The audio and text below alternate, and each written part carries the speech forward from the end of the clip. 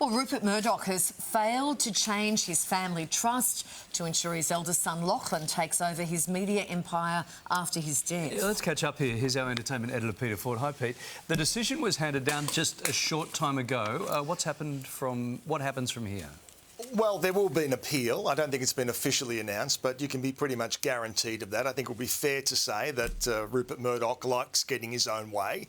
This empire is his creation. Started off by his father, of course, but Rupert took it to new heights, and he wants it to stay in the same vein that he set it up to be, and that is to be a voice for conservative opinions. And he doesn't believe, aside from Lachlan, the other children will reflect and honour that after he's gone. So that's what this was about. It was about changing a family trust set up in 1999, an irrevocable family trust. That's the problem. It was meant to be irrevocable. And according to the judge who sat on this case in a courtroom in Nevada, he has upheld that and said it is irrevocable. So we wait and see what Rupert will do next. We believe he's actually still in Australia, a surprise visit. He arrived last week. And I know, obviously, people do think this is straight out of an episode of Succession, and it is somewhat like that, but certainly for Rupert Murdoch, he will certainly be fired up and he'll be ready to go to the next level to ensure that he gets what he wants.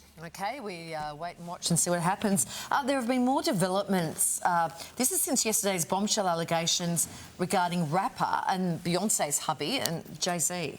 Yeah, so this stems back to an alleged event in the year 2000. A then 13-year-old girl claims that she was raped by both Diddy, who of course is currently in prison awaiting trial, and Jay-Z, whose real name is Sean Carter, and he is probably the richest person in the music industry. So clearly he's not going to accept this. He's denying everything, and certainly he's turning it very much back on Tony Busby, who's the lawyer in Texas, who is looking after a lot of these cases. Now, he is certainly claiming that this is a shakedown, a money grab. Jay-Z says that's what this is about.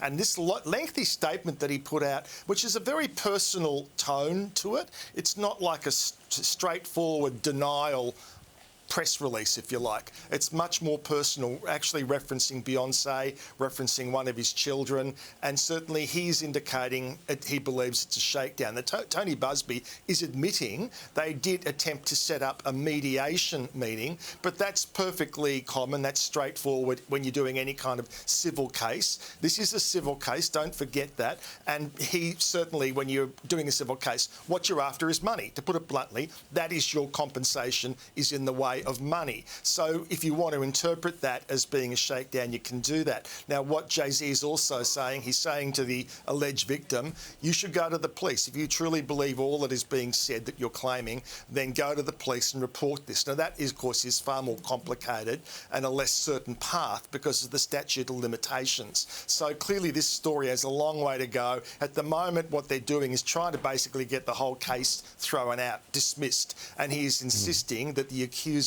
must be forced to go public, to identify herself. Now, there's arguments on both sides for this. On the one hand, of course, if this woman, now in her 30s, was to do that and identify herself, she would be subjected to the most hideous harassment. You can imagine what it would be like. And therefore, probably would just chuck it in and say, I can't go through with this. On the other hand, what is argued by a lot of famous people who are accused by anonymous people is that the spotlight is shone on them, mud sticks all the time, yet the other person stays completely anonymous. So arguments on both sides, a story that's going to go on for a long time. Yes, it is. All right, Pete, let's move on. And on a much, much lighter note, Taylor Swift has officially wrapped up her Eras World Tour.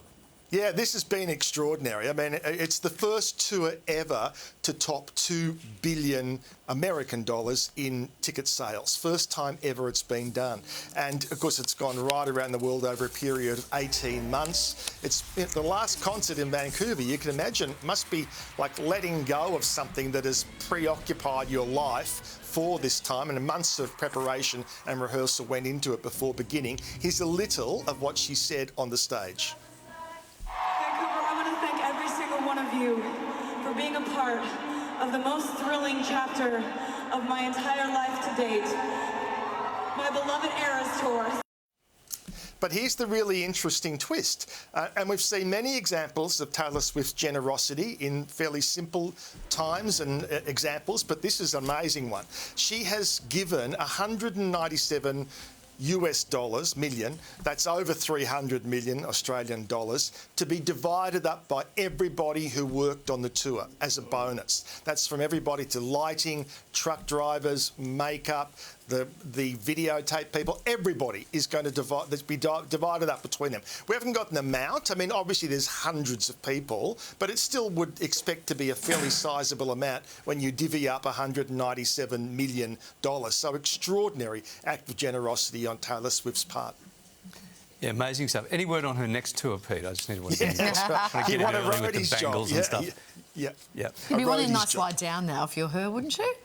Yeah. Like, just put your feet, put those little sequin boots up and just relax. You just cover your 8-storey house in dollar bills and just roll around. Well, you just roll around. Oh, it'd be nice, wouldn't it? 1 billion, 1 billion, 1. Thank you, mate. We'll talk to you soon.